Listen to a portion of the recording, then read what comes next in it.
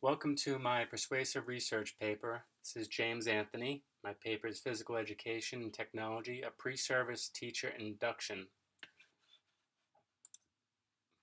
As you know, there is a lack of competencies in physical education, due in part largely because there's a stigma that we're a discipline that is non-technological due to the ideations of physical activity and human movement content.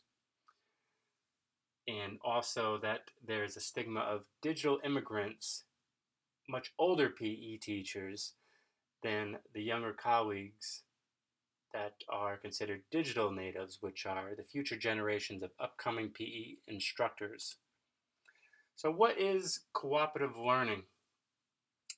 Cooperative learning is a pedagogical model that affords students an opportunity to collaborate in small, structured, and general heterogeneous groups after teacher instruction and gives each student maximum learning abilities in problem-based solving skills and unity of accomplishment. What are the types of cooperative learning groups? There are several. There are informal, formal, and cooperative. What are the key elements of these cooperative? Positive interdependence, a sink or swim environment within the group. We either sink together or we swim together. An individual accountability where students can learn together or perform alone. Face-to-face interaction, cognitive activities are involved, which involve solving problems and discussion of concepts, interpersonal and small group skills, and small group work and group processing, how the groups are functioning. So what are the traditional teaching and inquiry differences? Well, traditional teaching is more teacher-centered, and inquiry difference and is different than inquiry because it's more a release of responsibility towards the student. So now the student is becoming more student-centered. So with cooperative based learning and we have technology, how can we integrate these two paradigms? And one of the frameworks we can use is the TPAC. And in using TPAC, we can also come up with a typified manner of how we can approach the TPAC model, and that is using skill development and with sensory learning. So using our sensory abilities to kind of construct a model within the TPAC framework, such as reading, writing, answering developed questions, listening, oral, and kinesthetic movement. As you can see, there's descriptions of each and the technologies associated with, so how you could incorporate that and use it as a guide.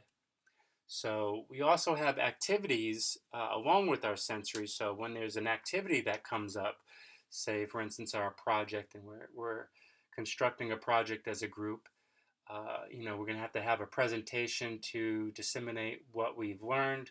We can just choose from these tools to the right here, iMovie, WebEx. If we have a group discussion, we can use an assortment of tools like Moodle or alternative open source learning management systems, charge tables, and other scenarios.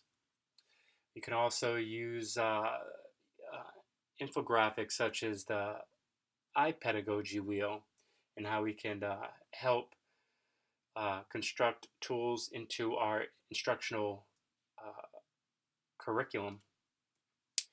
Inquiry-based learning is how are we going to extract information with using on the web-based, and as you can see, there's modeled, structured, and guided inquiry and open inquiry.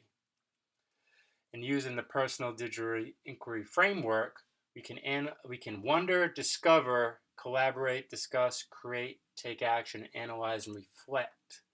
And that will help us in our project-based inquiry learning. And that is how we explore and wonder about the ideas and concepts that we are thinking of or implementing in our projects. And problem-based learning and project-based learning are kind of sometimes seen as two different entities, but they are in fact problem-based learning is a subset of project-based learning. And as we have problems embedded in our projects, so it would make sense that is a subset that falls under the umbrella of project-based learning. And you can see in a hypothetical scenario of students coming together and they're doing a geocaching type of activity in which they will gather into groups and establish their projects. And there's another one of seeing how you can analyze different angles and body kinesthetic movements into sport and conducting video analysis of each other as they were modeling an activity that they may want to convey for their classroom project, is showing off a particular skill or sport, or even game collaborative game that they invented. How awesome is that?